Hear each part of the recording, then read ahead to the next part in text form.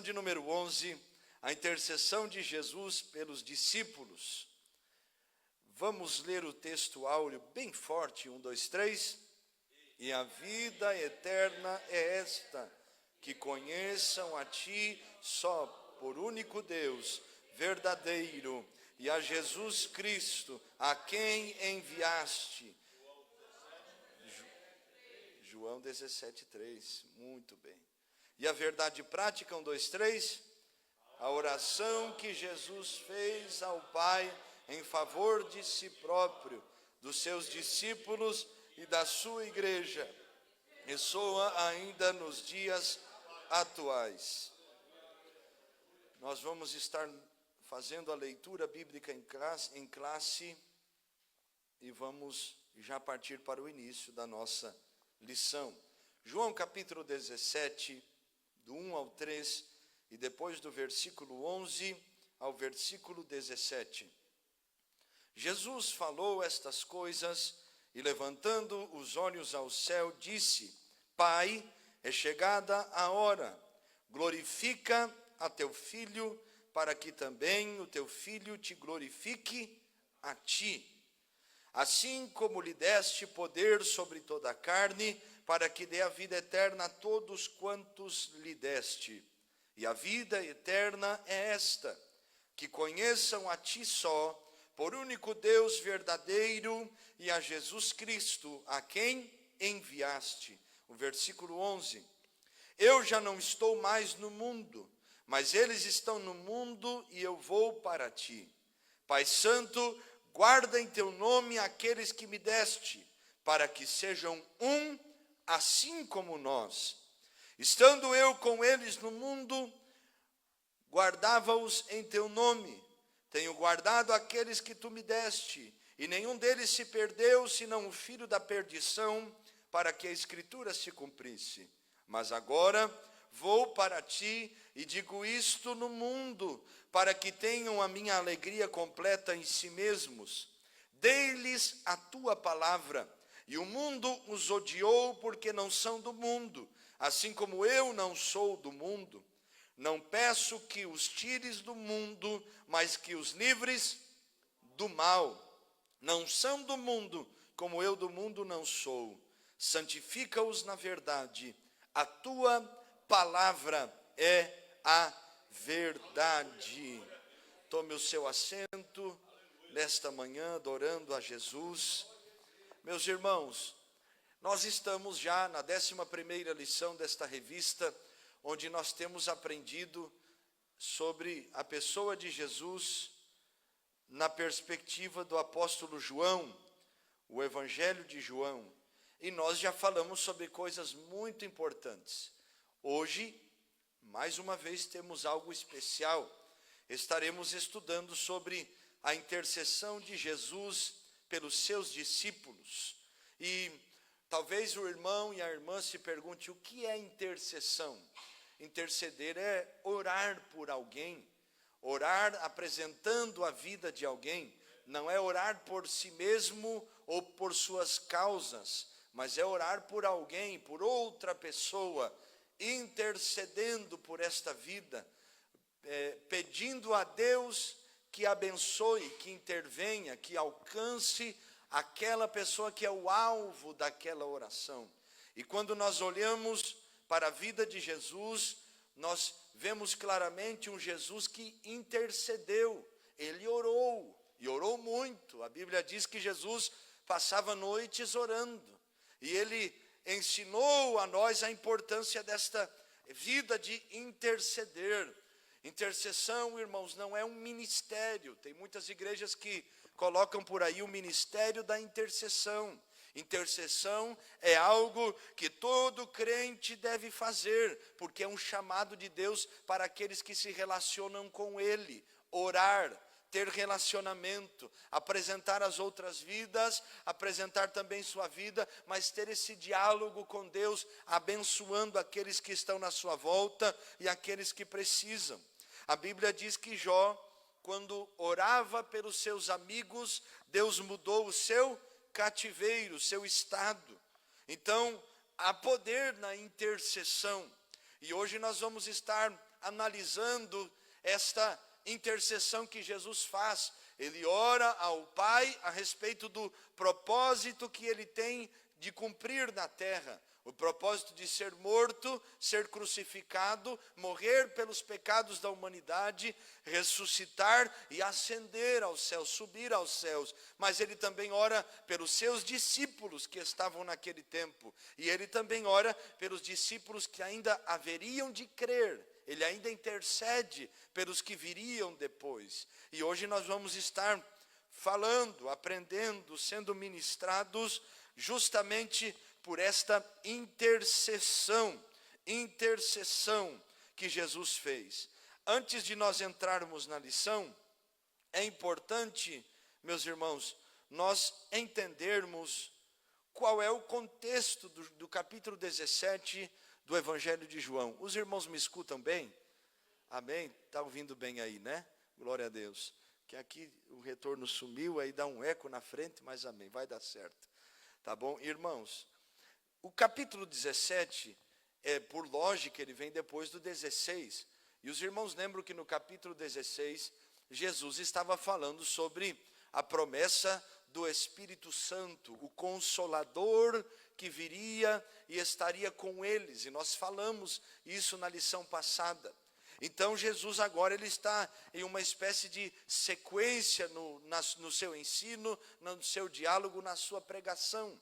E agora Jesus está orando ao Pai. Ele termina a sua prédica, o seu ensinamento, olha para o Pai e começa a falar com o Pai. O versículo 1, olha o que Jesus diz: Pai, é chegada a hora. Glorifica a teu filho, para que também teu filho te glorifique a ti. Jesus está pedindo ao Pai que o glorifique. Mas o que é esta glorificação que Jesus está pedindo ao Pai? A glorificação, no entendimento de Cristo, não é fama, reconhecimento humano. Não, irmãos. Esta glorificação é cumprir o propósito. E qual era o propósito? A morte de cruz. Então Jesus está dizendo: Pai, glorifica o teu filho. Como? Completando a obra que tu tens para fazer. Ele está pedindo que o Pai permita que o propósito seja cumprido, estabelecido, para que ele possa morrer pelos pecados da humanidade, porque assim o Pai seria glorificado no cumprimento deste propósito. Deus, irmãos, ele somente é glorificado quando nós cumprimos o propósito que ele colocou nas nossas mãos, na nossa vida, para ser cumprido e estabelecido. Por isso que na cruz Jesus diz: está consumado, consumado, está feito. Ali Deus estava sendo glorificado. Porque na cruz, Jesus estava atraindo toda a humanidade agora para ser salva. O acesso estava sendo liberado para que ele pudesse cumprir o propósito de salvação e restaurar a comunhão com Deus. O véu se rasga de alto a baixo e o acesso agora não vem por meio do sacrifício dos animais, uma vez por ano, para perdão e remissão dos pecados. Mas agora o sacrifício de Cristo é suficiente. O Cordeiro de Deus, como disse o João Batista quando o batiza, que tira o pecado do mundo, estava naquela cruz. Então, esta glorificação, os irmãos estão aqui? Esta glorificação que Jesus está pedindo ao Pai é a glorificação do cumprimento do propósito. E ele continua dizendo ao Pai: assim como lhe deste poder sobre toda a carne, para que dê a vida eterna a todos quanto lhe deste. E a vida eterna é esta: que conheçam a ti só, por único Deus verdadeiro, e a Jesus Cristo, a quem enviaste. Então, o propósito de Jesus era morrer naquela cruz para perdoar os nossos pecados, para que nós pudéssemos conhecer o Pai através da pessoa do Filho, Jesus Cristo. Então não há como nós conhecermos o Pai se não for por meio da pessoa de Jesus. E nós já estudamos sobre estas coisas. Nós não temos outro mediador, outro intercessor, outra pessoa que cumpra esta função. Somente a pessoa de Jesus. Nem santo, nem pastor, nem santa, nem Maria, nem Abreu, nem João, nem ninguém. Só Jesus é o mediador entre Deus e os homens. Tá bom? Então Jesus continua orando no versículo 11. E olha o que ele diz: eu já não estou mais no mundo, mas eles estão no mundo. Eu vou para ti. Pai Santo, guarda em teu nome aqueles que me deste. Ele está orando por aqueles que estão, e ele vai passar esta oração para os que virão, para que sejam um, assim como nós. Irmão, olha a profundidade disso. Jesus está orando para que os discípulos fossem um, assim como o Pai e o Filho eram um. Jesus está falando sobre intercedendo pela unidade do corpo, a unidade da igreja. Irmãos, uma coisa é união. União, por exemplo, é um grupo de pessoas que se unem a respeito de um propósito, mas depois cada um segue sua vida, ninguém tem nada a ver um com o outro. Como no trabalho, se unem para realizar o trabalho. Depois cada um volta para sua casa, não tem ligação, a não ser naquele momento de união. Agora, unidade é diferente. Unidade é interdependência uns dos outros. Unidade não é só se reunir, mas é estar no mesmo propósito, caminhando na mesma direção, estarem conectados, em comunhão, é diferente. E Jesus não está orando por união, cumprirem o propósito. Não, Jesus está orando pela unidade. Tanto é que o exemplo que Jesus está dando aqui é o exemplo dele e do Pai. E a pergunta que eu lhe faço é: como era a comunhão do Pai com o Filho? Era uma comunhão qualquer? Não, comunhão plena, acordo pleno. Os dois trabalhando juntos, realizando a obra em plena concordância e união. E isso Jesus está orando agora para que os seus discípulos pudessem estar guardados desta mesma maneira. Muito obrigado, viu, irmão? Aleluia. Então Jesus está orando por esta unidade, para que sejam um, assim como nós. Estando eu com eles no mundo, guardava-os em teu nome. Tenho guardado aqueles que tu me deste, nenhum deles se perdeu, senão o filho da perdição. E agora ele começa a dizer: Pai, eu vou para ti, guarda eles. Não peço que os tires do mundo, mas os livres do mal. Não são do mundo, como do mundo não sou. Santifica-os na tua verdade, a tua palavra é a verdade. Então, hoje nós vamos estar aprendendo sobre esta intercessão que Jesus fez. E geralmente nós lemos estes versículos e parece algo tão normal, Jesus orando, mas tem uma profundidade muito maior quando nós nos dedicamos a estudar sobre isso. Aliás, a maioria dos textos bíblicos nós lemos, mas não temos o costume de meditar neles. Então passamos os olhos, mas não temos o entendimento do texto bíblico. E para isso também a escola bíblica dominical ajuda muito, para nós aprendermos, entendermos o significado. Por isso que é difícil às vezes os irmãos virem na escola bíblica. É uma luta constante, porque se você e eu entendermos a verdade nos libertará. Então hoje nós estaremos aprendendo sobre esta oração, que é dividida em 3 partes. A primeira, a oração de Jesus e sua glorificação. A segunda, a oração de Jesus pelos seus discípulos. E a terceira, a oração de Jesus pelos que viriam a crer.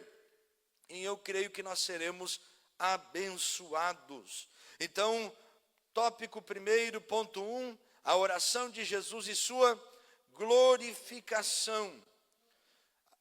Subtópico primeiro, a oração de Jesus. Entre todas as orações do Senhor documentadas nos evangelhos, é indiscutível que foi João quem relatou, possivelmente a mais elevada oração de Jesus. Esta oração, irmãos, ela é muito importante pelo momento em que ela é feita, o lugar onde ela está sendo feita. Como já falei aos irmãos, Jesus estava próximo já da sua morte, e ele sabe que deve cumprir o propósito. Então ele está dando direções aos discípulos e orando pelo propósito que haveria de ser cumprido. No início de João, capítulo 17, o verso 1 está escrito: Jesus falou estas coisas. Esta frase remete ao discurso do Senhor sobre a vinda do Espírito como Consolador, conforme estudado anteriormente, João 16, 13. Certamente o local onde o Senhor se encontrava era o mesmo em que partilhou a última ceia com seus discípulos. Então, para nós termos um entendimento, são os últimos momentos de Jesus com seus discípulos. E ele está pedindo ao Pai e também ensinando os discípulos para que eles pudessem estar guardados pelo Senhor. Em relação à oração de Jesus no capítulo 17, os estudiosos costumam se referir a ela como oração intercessória, ou a oração sacerdotal de Jesus, ou a oração de consagração. Nosso Senhor apresentou esta oração em pelo menos 3 partes. Orou por si mesmo, intercedeu pelos seus discípulos e fez também uma oração pela igreja futura. Então Jesus estava aqui, como nós já sabemos, orando, provavelmente no momento da última Santa Ceia, orando ao Pai por si, orando pelos discípulos e orando pelos que haveriam de crer. Ponto 2, a oração de Jesus pela sua glorificação. Na oração de Jesus pedindo sua glorificação, havia um significado espiritual mais profundo, que não se tratava de um ato egoísta.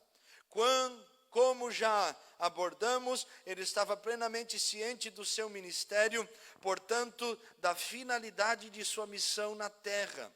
Assim, em sua conversa direta com o Pai, Jesus declara que é chegada a hora, referindo-se ao momento em que o Pai o glorificaria por meio de seu sacrifício redentor no Calvário. Nosso Senhor expressa: glorifica teu Filho, para que também o teu Filho te glorifique a ti. Então, esta glorificação não é glorificação no sentido terreno da palavra, mas ela é espiritual. Que tipo de glorificação seria essa? Mediante a sua morte. Como já falei, propósito cumprido. O mundo o conheceria e a vida eterna seria oferecido a todos que o aceitassem como Salvador de suas vidas. Glorificar alguém significa torná-lo conhecido. Então Jesus está pedindo ao Pai: revela-me, me faz conhecido para que eu também glorifique a ti. Através da morte de Jesus, todos os homens de todos os povos, tribos, línguas e nações seriam alcançados pelo poder da palavra e do Evangelho de Cristo. Então Jesus seria reconhecido como Filho de Deus, o Salvador do mundo. Aí eu faço uma pergunta aos irmãos, sabendo que Jesus, ele pede ao Pai para que seja glorificado, e que esta glorificação não tem nada a ver com reconhecimento humano, no sentido de ter uma fama, de ser reconhecido diante dos homens para se enaltecer, para se engrandecer. Que tipo de glorificação nós estamos buscando em Deus? A glorificação de cumprir o propósito, mesmo que doa em nós, como Paulo disse, que em nós opere a morte, para que em outros possa operar a vida, segundo aos Coríntios capítulo 15 ou 10, 15, se não me falha a memória. Ou nós queremos este reconhecimento humano, esta fama que temos visto muitos buscarem nesses dias. Porque a maior obra feita diante de Deus é cumprir aquilo que Deus colocou nas nossas mãos, o propósito de Deus. Então, o propósito de Deus na vida de Jesus era a morte. E aí eu lhe pergunto, qual é o propósito de Deus na sua vida? Porque são perguntas que nos fazem pensar E a maioria dos cristãos não sabem qual é o plano de Deus para a sua vida e para a sua história. Às vezes acham que é ser um obreiro, e tem o entendimento de que ser obreiro é ter um plano de carreira. Eu começo como auxiliar, depois vou para ser diácono, presbítero, evangelista, pastor, bispo, apóstolo, semideus. Não, irmão. Não, ou eu vou ser diaconisa, missionária, pastora, reverenda, apóstola, apostila, apostão. Não.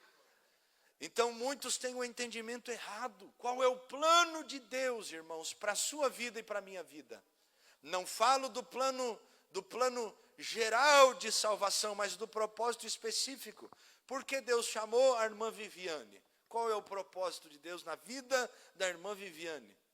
Qual é o propósito de Deus na vida do Felipe? Agora esqueci o sobrenome. Maia, aleluia. E o Filipão também. Qual é o propósito? Nós temos que saber, porque somente vamos glorificar a Deus, fazê-lo conhecido, quando cumprimos o nosso propósito, o propósito que Ele tem. Então Jesus não está, e é importante nós entendermos isso, não está fazendo uma oração egoísta. Se nós lermos superficialmente, parece que Jesus está fazendo uma oração estranha, mas não é. Ele está pedindo que Deus o ajude para cumprir o propósito que era morrer. E Jesus não fugia de sofrimento, viu? Ele está pedindo ao Pai, me ajuda porque eu quero me entregar na cruz. Hoje, se nós falamos de sofrimento, meu Deus do céu, uma vez eu preguei uma mensagem que Deus nos deu sobre as bênçãos do sofrimento. Eu quase fui escorraçado do culto. Por quê? Porque Deus também se revela no sofrimento. Então não quer dizer que eu sou crente, que eu sou masoquista, que eu gosto de sofrer. Não. Quer dizer que Deus também é glorificado, mesmo nos momentos mais difíceis. Aleluia. Tem um texto bíblico, se não me falha a memória, coloque aí, por favor, o pessoal da mídia, Filipenses capítulo 3, deixa eu ver se eu encontro aqui o versículo exato, para poder explicar aos irmãos de uma maneira mais fácil. Isso, versículo 10. Filipenses 3:10, olha o que diz o versículo bíblico. Para conhecê-lo e o poder da sua ressurreição, Paulo está falando com os irmãos de Filipos e está falando sobre este propósito que ele tem em servir a Deus. E a comunicação de suas aflições, sendo feito conforme a sua morte. Olha o que Paulo está falando, irmãos. Olha o que ele está falando. Eu quero conhecer a Deus. Eu quero viver a vida cristã conhecendo o Senhor. E o poder da sua ressurreição. Mas eu também não quero ser indiferente ao que se fala sobre sofrimento. Eu quero ser comunicante, ou ter a comunicação das suas aflições, se necessário, sendo feito conforme a sua morte. Paulo está dizendo, foi o que ele disse ao profeta Ágapo, quando Ágapo profetiza a Paulo, dizendo, o dono desse cinto certamente será morto em Jerusalém, e o apóstolo Paulo pega o cinto, olha para o profeta e diz, eu não estou somente pronto para ir a Jerusalém, se não entregar a minha vida no propósito de pregar o evangelho. Paulo estava, olha que profundidade isso, irmãos. Um homem que entendeu que glorificar a Deus é fazer Jesus conhecido através das nossas vidas, revelar a Cristo. Então, qual é o plano de Deus dentro desta casa que você mora, dentro do trabalho onde você trabalha, dentro da igreja que você faz parte, quando você vai no mercado, quando você caminha, até quando você vai no banheiro, irmão? Qual que é o propósito?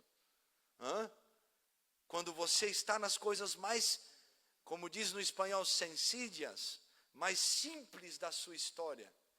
Você quer viver uma vida que glorifique a Deus? Eu quero. É uma pergunta que nos ajude. E aí a pergunta retórica dentro do que nós falamos.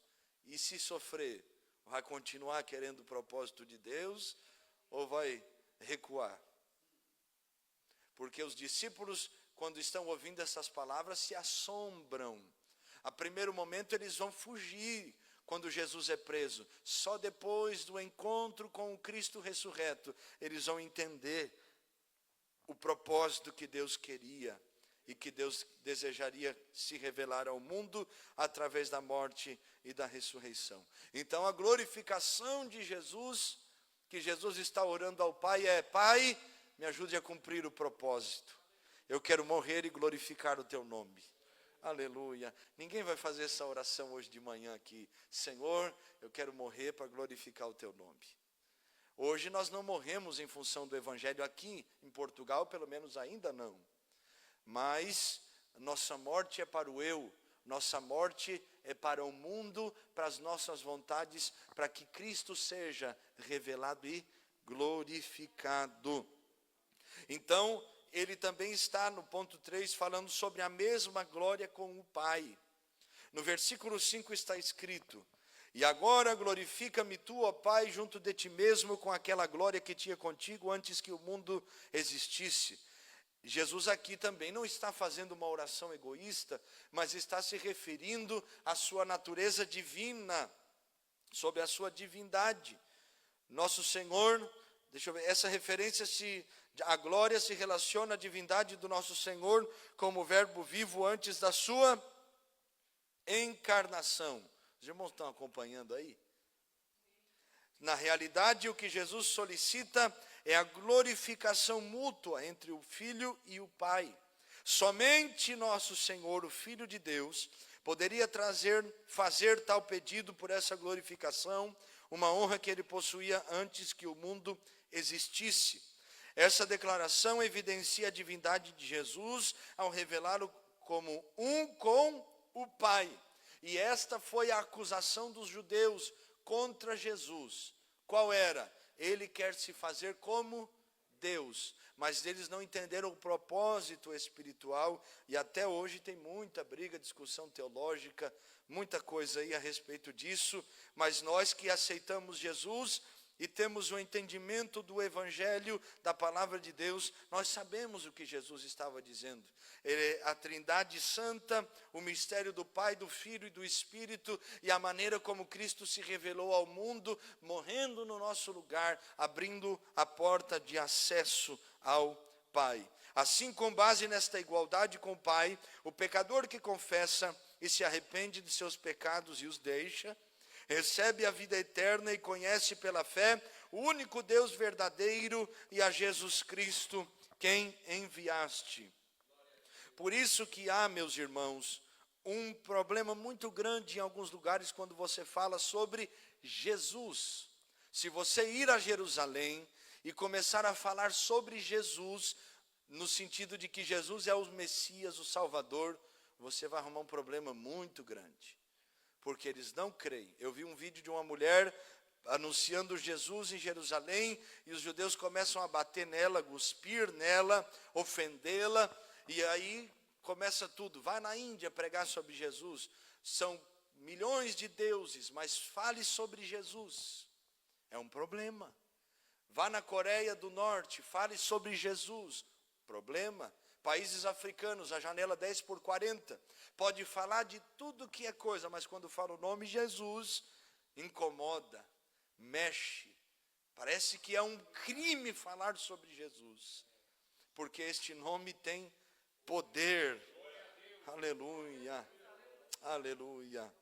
Então, meus irmãos, quando nós entregamos nossa vida para Jesus, nós conhecemos este único Deus e verdadeiro, Deus Pai, Deus Filho e Deus Espírito. Então nós aprendemos nessa primeira parte sobre a oração de Jesus por si mesmo, o que ela significa.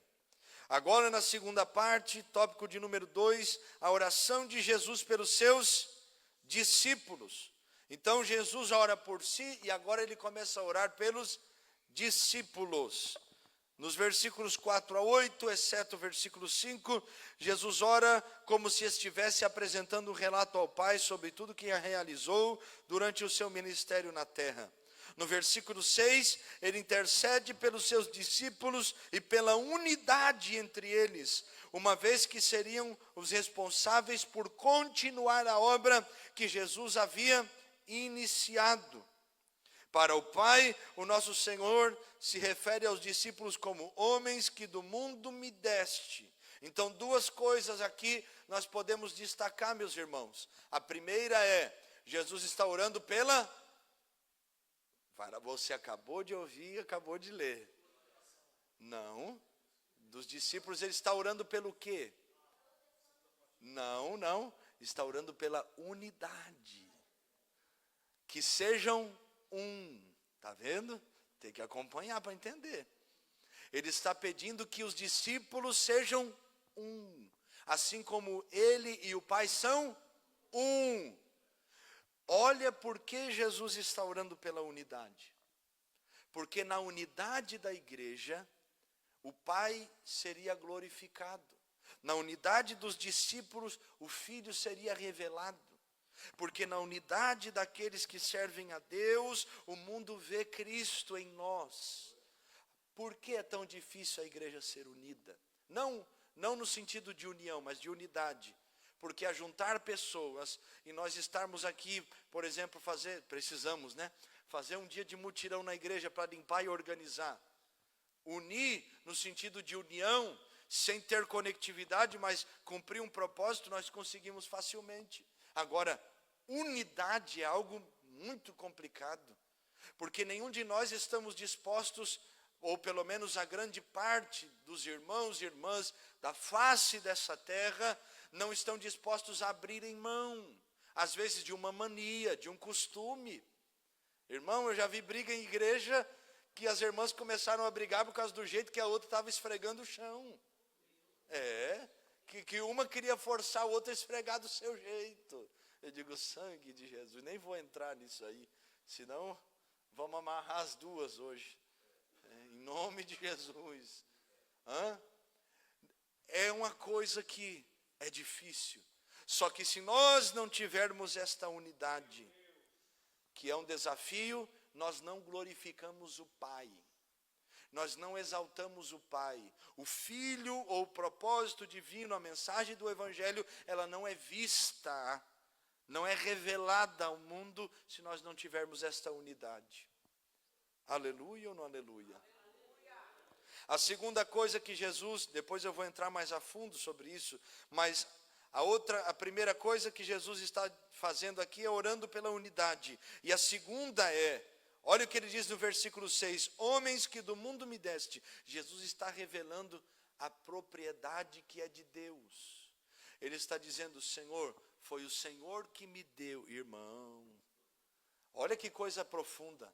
Jesus está dizendo, eu não sou, Jesus, irmão, está dizendo isso. Eu não sou dono deles. Foi o Senhor que me deu. Irmão do céu, só isso dá para pregar a manhã inteira. E mais um pouco à noite, e às vezes na terça, na quinta e no outro domingo também. Porque Jesus está dizendo, eu não sou dono, o propósito é teu, Pai. O meu propósito é glorificar a Ti, cumprindo o plano que o Senhor tem na minha vida. Os discípulos, eu não sou dono deles. E foi o Senhor que me deu. Ele está reconhecendo a propriedade do Pai na vida dos discípulos. Hoje nós vemos o quê? Pessoas que se sentem donos das igrejas. Senhores de engenho, que não tinha no Brasil antigamente, bem antigamente, irmãos? Os senhores de engenho que compravam os escravos e mandavam nos escravos, hoje tem muitos lugares que parece isso. Meu Deus! E Jesus está ensinando o quê? Eu não sou dono, tudo é do Pai. Olha que coisa linda. Eu não sou dono do departamento, o departamento é do Pai. Eu não sou dono da igreja, o dono da igreja morreu por ela.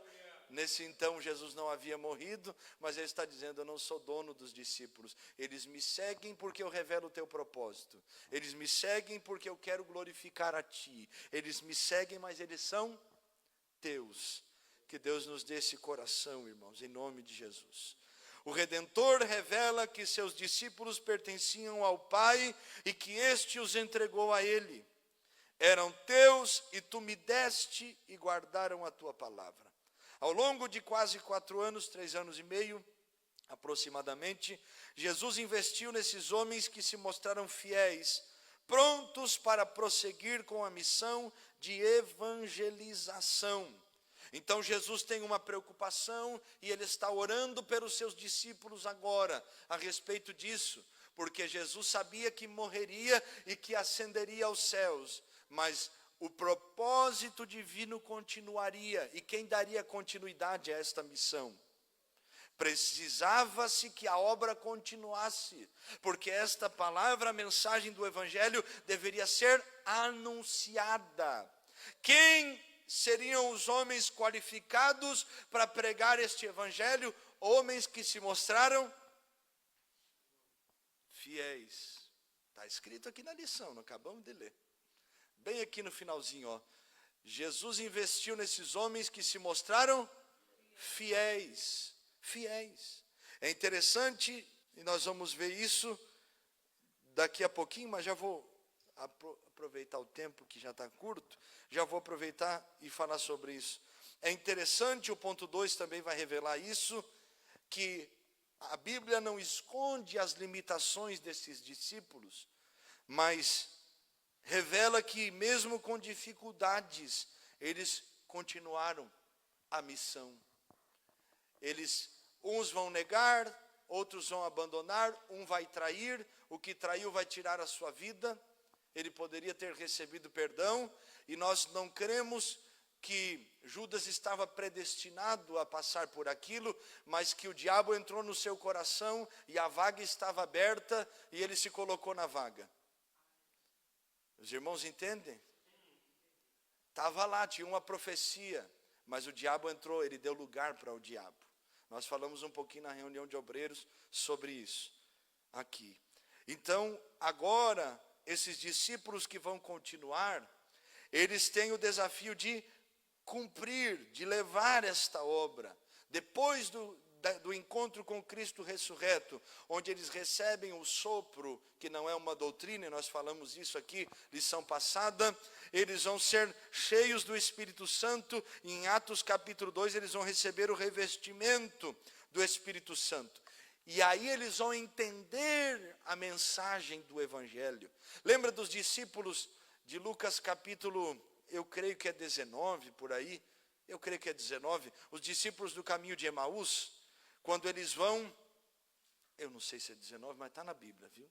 Os discípulos do caminho de Emaús, em que eles vão indo para Emaús, que ficava a 12 quilômetros de Jerusalém, a cidade das águas termais, a Caldas Novas do tempo bíblico, né? E eles estão indo para lá, caminhando os dois, e aí Jesus vem caminhando com eles, eles não sabem que é Jesus. Jesus começa a pregar para eles, explicando dentro da lei de Moisés, porque era necessário que o Messias padecesse e morresse, só que a Bíblia diz que eles não entenderam a primeiro momento. Eles só vão entender depois, quando Jesus entra na casa, parte o pão, e os olhos se abrem, e eles sabem que o coração estava queimando, porque quem estava ali era o Messias, e eles voltam imediatamente para Jerusalém.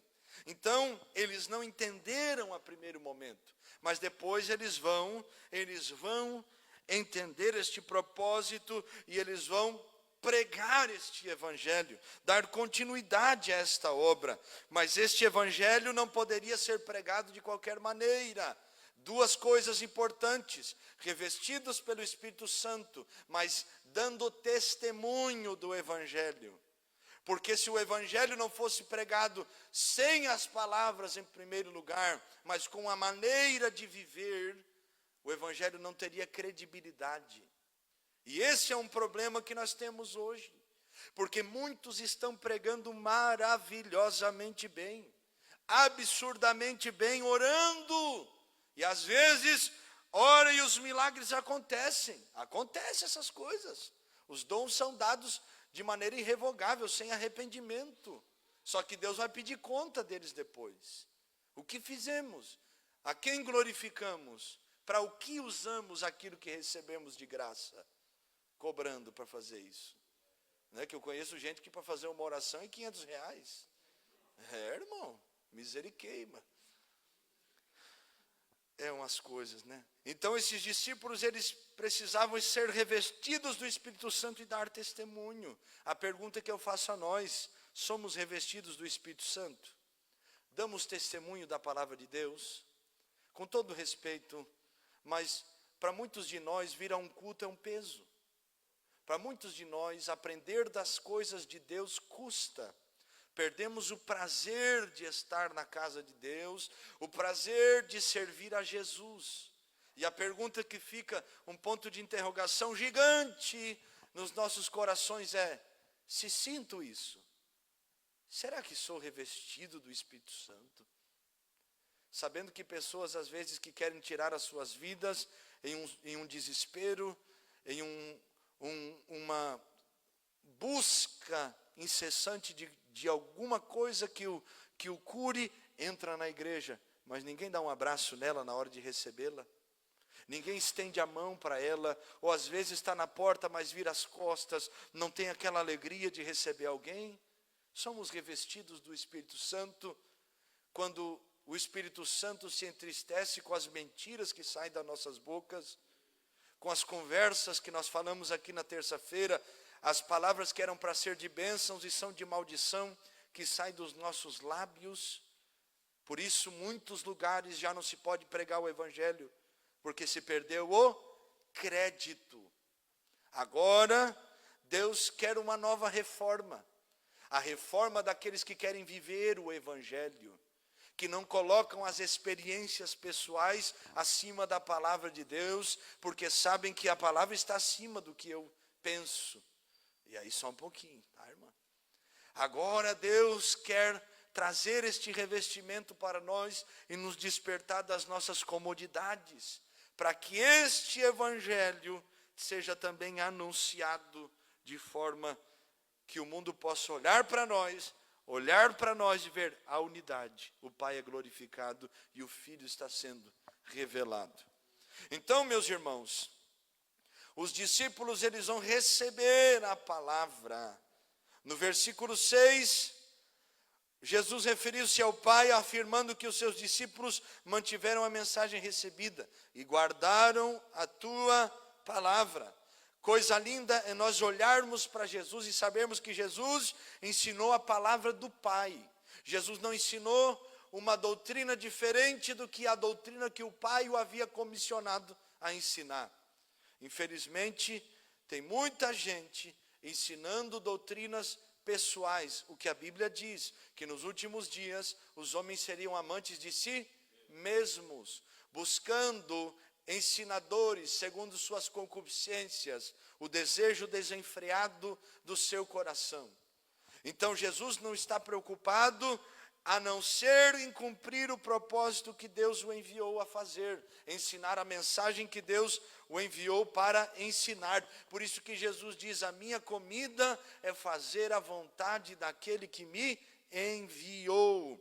Ao vivermos conforme a palavra de Deus, aceitando e obedecendo aos ensinamentos de Cristo, podemos testemunhar o Evangelho com credibilidade. Se nós vivermos, e aqui eu destaquei algumas observações, ao vivermos conforme a palavra de Deus, aceitando e obedecendo, podemos. Se não vivermos, se não aceitarmos, se não obedecermos, de que adiantará? Abrir a boca e escandalizar Jesus. A questão não é parar de pregar o Evangelho, é consertar a vida. Alinhar a nossa vida segundo as palavras de Jesus, segundo as Escrituras Sagradas. Cristo está dando testemunho dos discípulos, dizendo que os discípulos receberam a palavra. E aí, se Cristo fosse dar testemunho de mim e de você? Ele ia dar testemunho de alguém que recebeu a palavra? Irmãos, Jó capítulo 1, Deus dá testemunho de Jó, homem justo, fiel, foge da aparência do mal. Será que Deus daria, que tipo de testemunho Deus daria de mim e de você? Está ali, mas é o Raimundo, né? Um pé na igreja, um pé no mundo. Hoje de manhã nós estávamos conversando de situações, né? O evangelista Wilson contou um testemunho tão triste para nós. Coisas que acontecem no nosso meio, porque esquecemos que o nosso propósito não é estar bem vestido. Por mais que é bom, né, irmão? Às vezes incomoda um pouquinho, mas é bom. Mas não é o propósito principal. Isso aqui são coisas adjacentes, secundárias, terciárias. Mas o principal propósito é viver o Evangelho. Se perguntasse para sua esposa, meu irmão, e aí, esse homem é crente? Ou ele fica maltratando todo mundo? E se perguntasse para o seu esposo, essa mulher é crente? E os filhos? E se perguntasse para o seu celular, esse homem é crente? Hein? Que testemunho Deus dá de nós? São coisas que nos fazem pensar. Irmã Meire, aguenta um pouquinho, no final nós... que ela está querendo falar aqui, mas... tá? Então, Jesus está dando testemunho dos discípulos que eles estavam guardando a palavra. Que Deus possa dar esse testemunho de nós também. Ponto 3, protegidos do mundo. O versículo 14 afirma: dei-lhes a tua palavra e o mundo os odiou, porque não são do mundo, assim como eu não sou do mundo. É importante prestar atenção ao termo mundo, e aqui nós devemos entender. Este pode referir-se ao universo criado, ou à humanidade. João 17,5, João 3,16. No entanto, aqui Jesus se refere ao sistema espiritual governado por Satanás. O apóstolo Paulo descreve esse mundo como um governo espiritual maligno. Então Jesus está falando que porque os discípulos guardaram a palavra dele, o mundo os odiou.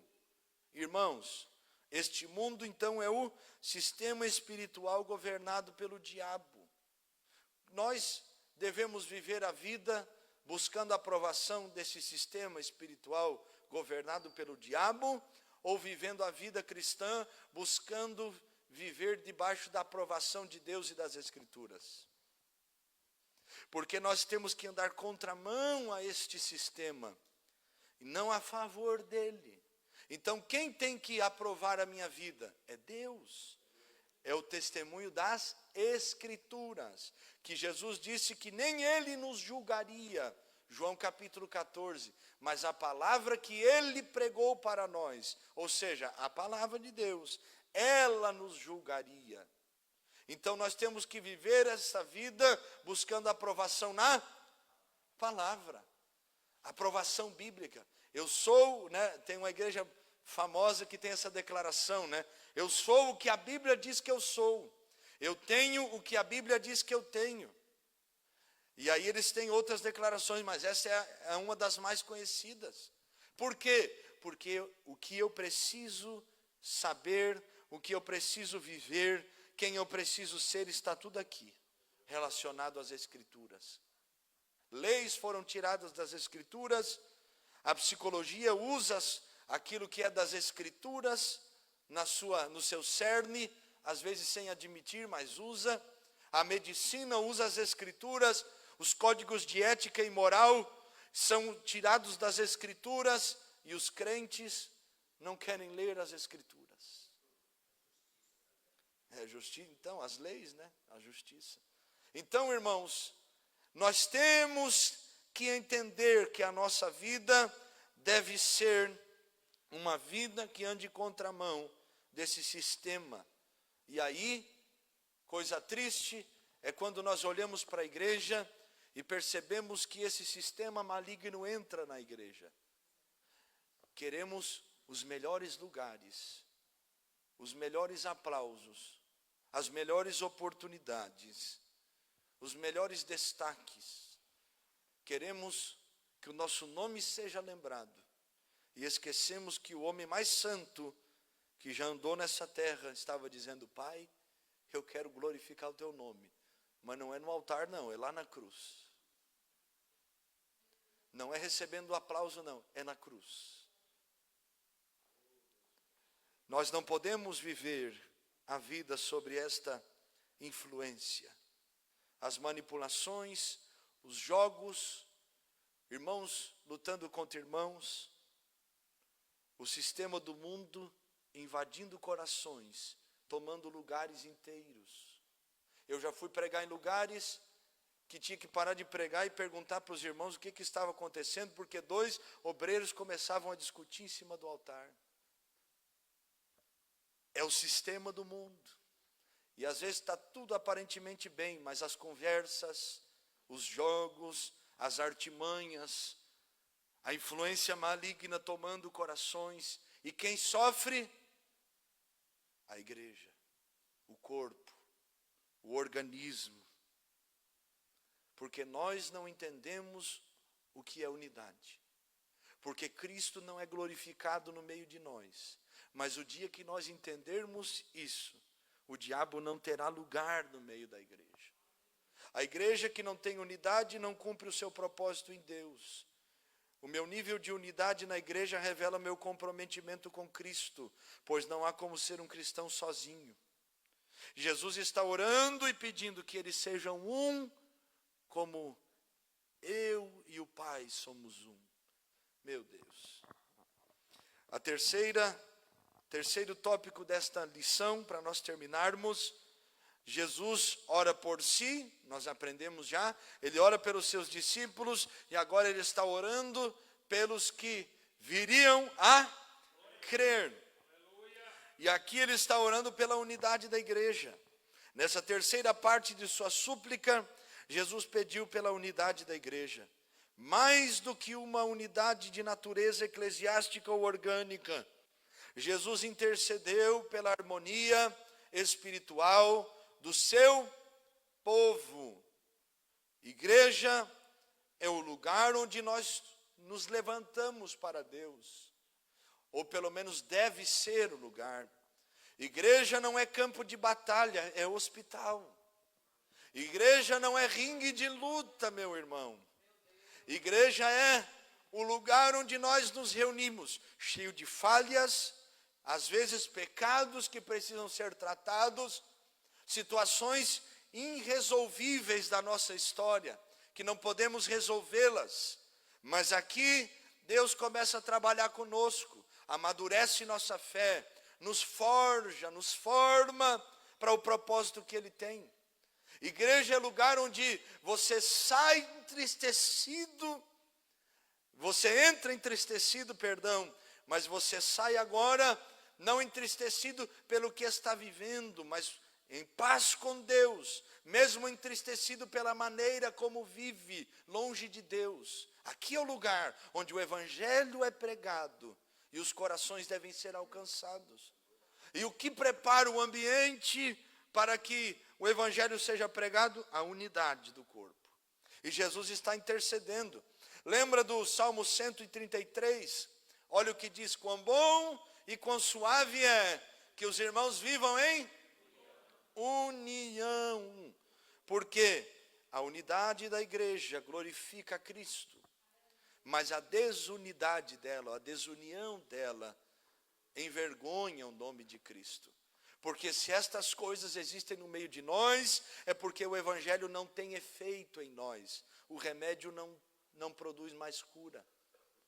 Se nós entendermos estas verdades, nós não vamos esperar do outro uma ação, nós vamos começar por nós. Eu vou lá, eu vou fazer a diferença, eu vou perdoar, eu vou pagar minhas contas, eu vou estender a mão, eu vou dar uma ligação para o irmão, vou fazer uma ligação, vou mandar uma mensagem, não vou fustigar nada ou instigar nada, mas eu quero só saber como é que está. Quero mostrar que sou preocupado, não para contender, mas para abençoar. Não para destruir, mas para edificar. Jesus está orando porque Ele queria uma união genuína, tal como a que existisse entre Ele e o Pai. Esta foi a súplica de nosso Senhor, 17:21, para que todos sejam um, assim como Tu, ó Pai, estás em mim e eu em Ti. O propósito da unidade espiritual na igreja, conforme intercessão do nosso Senhor, é que o mundo creia que Tu me enviastes.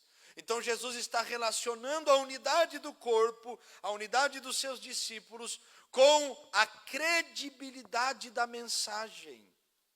Os irmãos estão entendendo isso? Então, na unidade do corpo, a mensagem tem crédito. Na unidade da igreja, a mensagem alcança. Por exemplo, a igreja de Corinto havia perdido a credibilidade. Tinha cura, tinha sinais, mas qual que era o problema? Não tinha unidade. Então Cristo era anunciado, o milagre acontecia, mas as pessoas entravam e saíam do mesmo jeito. Contenda, divisão, pecado escondido, pano por cima, panos quentes, e não era tratado as questões. Então, a unidade do corpo cria um ambiente para que o Espírito Santo tenha liberdade de trabalhar. Eu não quero ser desrespeitoso com os irmãos, mas quantos cultos em que o Espírito Santo queria fazer a obra que ele queria fazer, e não o pôde, porque nós não estávamos em concordância, porque nós não tínhamos unidade. Quantas pessoas entraram e saíram do mesmo jeito, porque nossos corações se fecharam para Deus. Porque nós queremos o ritual e não queremos o Deus do ritual. Porque nós queremos um Jesus evangélico e nós não queremos o Jesus da Bíblia. Porque nós queremos um Jesus protocolado. Só que servir Jesus é entender que Ele está acima de mim, que é Ele que governa, é Ele que faz, e nós não podemos prendê-lo dentro de uma caixinha e dizer, faz assim ou faz assado, faz desse jeito ou não é o Senhor. Irmão, quantas coisas não acontecem por causa da falta da unidade. Na Torre de Babel, em Gênesis 11, a unidade deles fez com que eles quisessem construir uma torre que chegaria aos céus. Nós sabemos que pela questão atmosférica não chegaria, né? Mas ali é um texto que revela o poder da unidade. Um povo que por um propósito terreno se une é imparável. Olha as seitas, olha a organização deles, o empenho deles, a evangelização de alguns. Dá vergonha, porque eles vão todos uniformizados, não brigam, não questionam, estão lá, o Espírito Santo não trabalha no coração deles. Eles têm a informação, mas eles não têm a presença de Deus. E eles, por sua unidade, conseguem fazer a obra deles. E nós, que queremos fazer a obra de Deus, eu não queria falar não, mas vai colocar um uniforme nos irmãos para ver a briga que vai dar. Um quer um de uma cor, outro quer de outra. Uma vez aí eu pedi para a irmã fazer. Não, então faz o seguinte, pega a metade do uniforme e faz dessa cor, e aí a outra metade faz da outra, e todo mundo vai usar assim para não dar briga. Nós temos essa dificuldade. E Deus está olhando para nós e querendo nos fazer entender que assim a igreja revela essa unidade espiritual com Cristo, pelo menos por 4 motivos. União essencial dos salvos como membro do corpo de Cristo. União essencial dos salvos promovida pelo conhecimento crescente sobre Jesus. União essencial dos salvos no desenvolvimento do fruto do Espírito. União essencial dos salvos manifestada na glória como filhos de Deus e detentores da vida eterna. Nós precisamos desta unidade em nós, senão não vamos conseguir. Irmãos, não há como ser igreja sozinho ou do seu jeito. Ou nós nos adaptamos a Cristo, ou nós não temos Cristo em nós. Não é Ele que se adapta a nós. Somos nós que devemos nos render a Ele e nos render à sua palavra.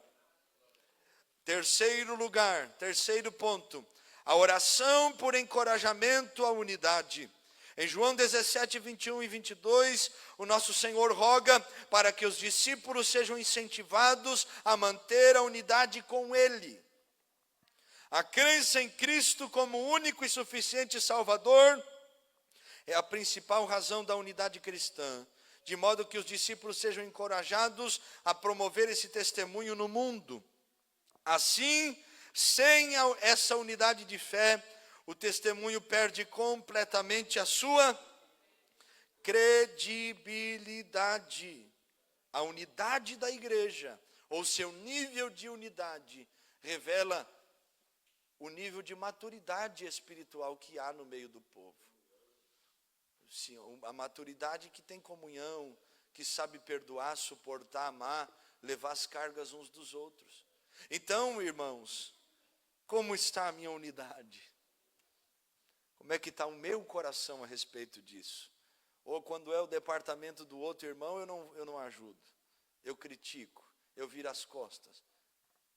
Ou quando as coisas saem do meu gosto, eu saio fora e brigo com todo mundo. Como é? E Jesus, irmão? E Jesus, olhando para estas coisas, dizendo, não tenho nada a ver com isso.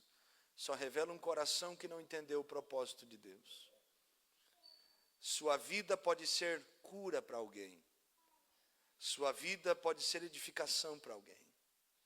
E a maneira como nós vivemos esta vida cristã determinará se nós iremos ao céu ou não. Porque não é informação, não é a teoria, é a prática. Tiago 1:22, o que a Bíblia diz? Meus irmãos, não sede só ouvintes do Evangelho, mas sede praticantes. Coloque para mim aí, irmã Letícia, primeira carta do apóstolo João, capítulo 1, e o versículo 7, nós vamos terminando aqui. Primeira carta de João, capítulo 1, e o versículo 7. Olha o que diz o versículo. Mas, se andarmos na luz, como ele na luz está. Andar na luz é andar no caminho da palavra, tá bom? Temos comunhão uns, eita glória. Então quer dizer, vamos lá, o versículo está aí, pergunta de hermenêutica bíblica. Por que eu não tenho comunhão uns com os outros? Então, porque eu não ando na luz. Se eu não tenho unidade é porque eu ainda não ando na luz. Irmãos, unidade não é baixar a cabeça para qualquer coisa. Mas é saber, é bíblico, é de Deus. Está escrito na palavra de Deus. Né? No espanhol tem uma palavra que nós utilizamos que é tonteria, né? São coisas que não tem nada a ver. Espera aí, não é bíblico. Não tem nada a ver. Por que eu tenho que seguir o que não é bíblico? Também não tem nada a ver. Agora, é bíblico. Eu tenho que perdoar e não perdoo. Eu tenho que abençoar e não abençoo. Então, por que eu não ando na luz? Porque eu não tenho comunhão uns com os outros. Se andarmos na luz, como ele na luz está, temos comunhão uns com os outros. E olha o efeito da comunhão. E o sangue de Jesus Cristo, seu Filho, nos purifica de todo o pecado. Meu Deus. Então, se eu andar na luz, eu tenho comunhão. E se eu tenho comunhão, o sangue de Cristo purifica de todo o pecado. O apóstolo João, nessa carta, chega a escrever que aquele que odeia o seu irmão está em trevas e não conhece a Deus. Irmãos, que Deus possa olhar para nós e ter misericórdia dos nossos corações. Eu sei que incomoda às vezes ouvir falar sobre isso, mas Jesus estava gastando sua oração, orando por unidade, intercedendo pelos que haveriam de vir. Jesus está gastando tempo falando sobre estas coisas. Nós temos dois tipos de comunhão. A comunhão vertical, que é a comunhão com Deus. E a comunhão horizontal, que é a comunhão uns com os outros. Se a minha comunhão vertical não está bem, eu terei dificuldades de ter comunhão na horizontal com os irmãos. Então, muita gente, porque não está bem com Deus, às vezes até vem quarta-feira orar, às vezes até vem sexta-feira, não perde culto, mas não está bem com Deus. Por que não está bem com Deus? Porque não conserta, não arruma, não põe a casa em ordem, não busca em Deus mudanças. O problema é que tem muita gente nos altares das igrejas dessa maneira. Está pregando, mas não está bem com Deus. Está cantando, mas não está bem com Deus. Está tocando na equipe de louvor, mas não está bem com Deus. Senta aqui, mas não está bem com Deus. E aí não consegue estar bem com os irmãos, porque o meu relacionamento com os irmãos revela minha comunhão com Deus. Aleluia. Eita glória. Porque a minha comunhão com os irmãos revela como está a minha comunhão com Deus. Eu quero orar com você e nós vamos pedir, Senhor, dai-nos esta unidade que o Senhor orou, em nome de Jesus, e nos ajuda, meu Pai. Eu vou concluir, irmã Meire, e aí a irmã pode falar, tá bom? Então, Jesus aqui, hoje nós podemos aprender 3 coisas a respeito da oração intercessória de Cristo. Jesus orou por si mesmo. Jesus orou pelos seus discípulos. E Jesus orou pelos que haveriam de crer. Jesus orou por si dizendo, Pai, glorifica-me. E essa glorificação era morrer na cruz por perdão dos nossos pecados.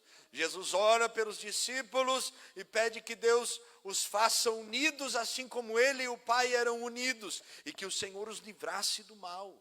E Jesus ora pelos que haveriam de crer, pedindo esta unidade também, mas pedindo que o Senhor pudesse santificá-los na sua palavra, que é a verdade, em nome de Jesus. A irmã Meire quer fazer uma colocação ou uma pergunta, irmã? É um comentário. Aleluia. É um comentário em base de um testemunho, né? É assim, há cerca de 20, 25 anos atrás, mais ou menos, a gente ainda tem, mas lá no Brasil, nós tínhamos muitos homens e mulheres de oração, e aí o senhor falou assim, que está na lição, sobre a fidelidade e a credibilidade que nós devemos ter diante do Evangelho, né? Seria o nosso exemplo diante da sociedade. E eu lembro que na minha infância, eu andei com uma missionária, hoje ela já está com o Senhor, eu andei por cerca de 1 ano com ela, e por onde ela passava, ela dava testemunho, porque assim, as pessoas viam ela na rua e você já sentia que a pessoa tinha aquele respeito, aquele temor, né, pela pessoa dela, pela pessoa que ela era. Então ela dava testemunho, a vida dela foi um testemunho de dedicação e fidelidade a Deus. E eu vejo que hoje, como a igreja tem muitos escândalos, a parte principal, que seria o corpo de obreiros, né, a parte principal, e os membros, a membresia da igreja, entre eles mesmos, eles já não têm, entre nós mesmos, a gente já não tem mais esse respeito pela vida espiritual do outro, pela santidade e a fidelidade do outro. A gente não olha hoje, eu vou me incluir, e a gente, por tantos escândalos que a gente já viu dentro da igreja, a gente não olha para o outro e vê um homem e uma mulher de Deus, né? Nós estamos inferiorizando as pessoas que muitas vezes têm o Espírito Santo de Deus, que o Espírito Santo de Deus, ele vai usar a pessoa de acordo com como ela é, né? Vai mudar poucas características, mas as principais, as boas características, o Espírito Santo não vai tirar daquela pessoa. Vai fazer apenas uma transformação na vida daquela pessoa, para que aquela pessoa possa edificar a vida. Então eu vejo que hoje, se eu andar na rua, ninguém sabe se eu sou crente, se eu não sou, né? Eu estou colocando a minha pessoa para não ofender ninguém. Mas o nosso testemunho como cristão, que somos imagem e semelhança de Cristo, somos pequenos cristos, né? A palavra cristão seria mais ou menos isso.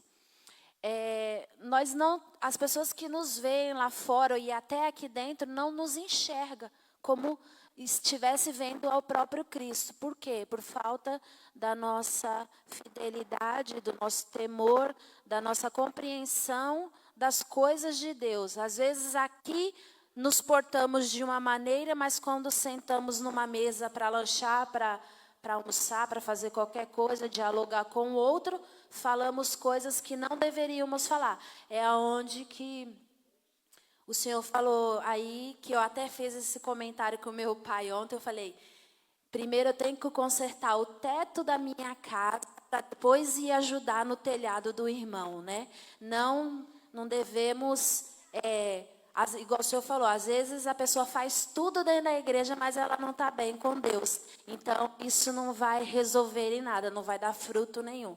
Então, assim, eu vejo que no passado as pessoas tinham mais temor do que hoje. É isso. Amém. Não, isso é verdade, irmã Meire. E que Deus nos ajude, né? Em nome de Jesus. Eu lembro do testemunho de um irmão que ele foi abastecer o carro e o frentista olhou para ele, aqui na Europa isso, falou, você é crente? Aí o irmão perguntou, mas por quê? Não, porque tem um jeito de crente. Aí, sim. Aí o frentista perguntou para ele, tu é pastor? Aí, por quê? Tu tem um jeito de pastor? Ele, não, eu sou. E pregou o evangelho para o homem no frentista, que não era crente, mas conhecia a palavra, e o irmão dava testemunho dela.